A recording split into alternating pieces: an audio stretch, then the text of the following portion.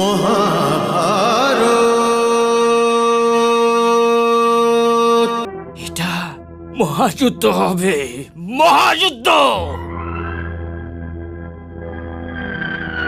যুদ্ধের পরিণাম তো কেউই জানে না, কিন্তু এই যুদ্ধর দ্বারা শকুনির একটা স্বপ্ন সফল হয়ে যাবে। সর্বনাশ হয়ে যাবে এই কুরু বংশের, সর্বনাশ। আর ওদের শব্দে ওঠানোর জন্য কেউ বেঁচে থাকবে না, কেউ না। এটা আপনি কি বলছেন পিতাশ্রী? আমার প্রিয় গান্ধারীর সাথে ওই নেত্রহীন ধৃতরাষ্ট্রের বিবাহের সম্বন্ধ এনে গঙ্গার ওই পুত্র ভীষ্ম গান্ধারের যে অপমান করেছে ও লোক, আমি সেটা কোনোদিনও ভুলতে পারবো না, কোনোদিনও না।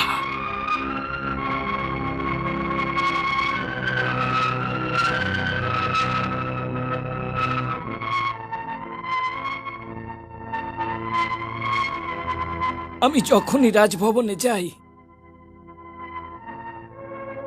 নিজের কমল নয়নী বোন গান্ধারীকে দেখতে পাই, তখন আমার ক্রোধ নিজের লম্বা লম্বা নখ দিয়ে আমার হৃদয় ক্ষত বিক্ষত করতে থাকে। ও লোক ক্ষত বিক্ষত করতে থাকে।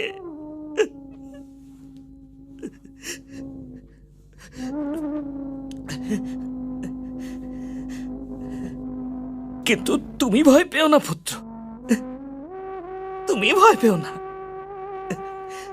তুমি তো গান্ধার বংশের প্রদীপ, আর হয়তো কুরু বংশের দিকে ধেয়ে আসা এই তুফান থেকে তুমি তো বেঁচেই যাবে পুত্র, বেঁচেই যাবে।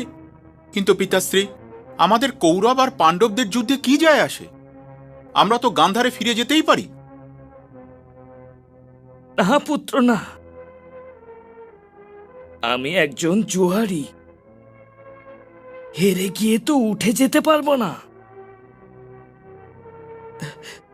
দুঃখ তো কেবল এটাই হচ্ছে, এই দ্রুত ক্রীড়ার অন্তিম বাজি কোন দ্রুত ক্রীড়া ভবনে লাগানো হবে না, রণভূমিতে লাগবে, রণভূমিতে। আর দু তরফ থেকেই পাশার দান ফেলবে কার? আমি দ্রুত ক্রীড়ায় নিপুণ অবশ্যই, কিন্তু কাল তো তবুও কালই হয়।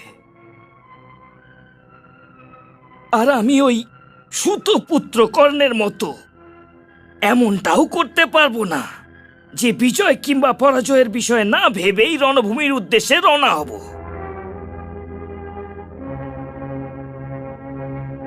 কর্ণের মতো লোকের জীবন ভীষণ সহজ হয়ে থাকে, ভীষণ সহজ হয়। মহাভারত।